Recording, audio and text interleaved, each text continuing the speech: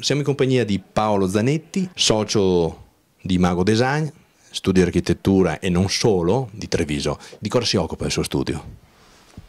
Lo studio Imago Design, che è stato fondato dal mio socio Gianluca Perissinotto, è uno studio multidisciplinare che si occupa quindi di diversi argomenti. Vanno dall'architettura alla comunicazione.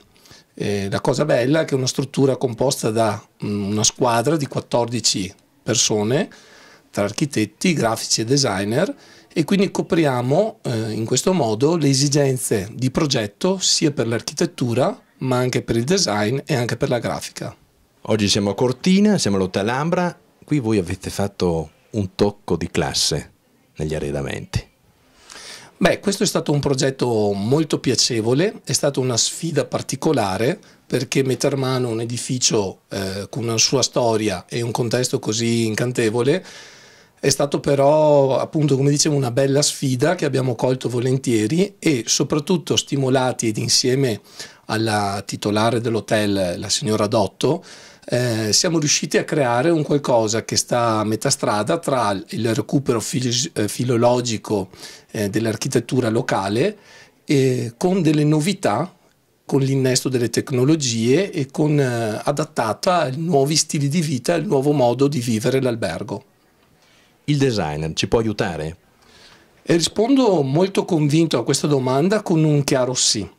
All'interno della parola design e all'interno di un contesto come questo che parla di un prodotto di fascia alta, vi sono contemporaneamente vari fattori importanti per il rilancio del nostro paese, che sono un senso del recupero della nostra storia, l'artigianalità, l'utilizzo di tecnologie e di metodi innovativi per operare nel 2011, nel 2012 e per il nostro futuro.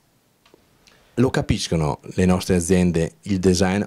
La stupirò rispondendole che in realtà il Nord-Est, che è stato il motore dell'economia nazionale nel passato, ora si sta interrogando e sta chiedendo anche a realtà come la nostra delle soluzioni per poter affrontare le difficoltà del mercato.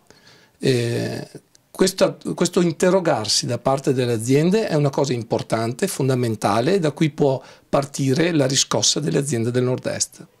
Quindi ci auspichiamo più ricerca anche in queste aziende.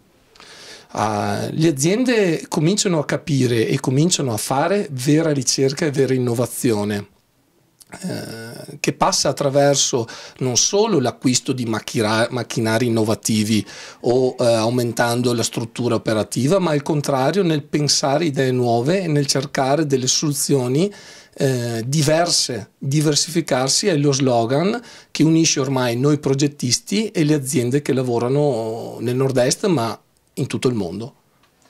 Il design del futuro quale sarà? Domanda veramente difficile questa. Il design del futuro, io preferirei concentrarmi in che cos'è il design oggi.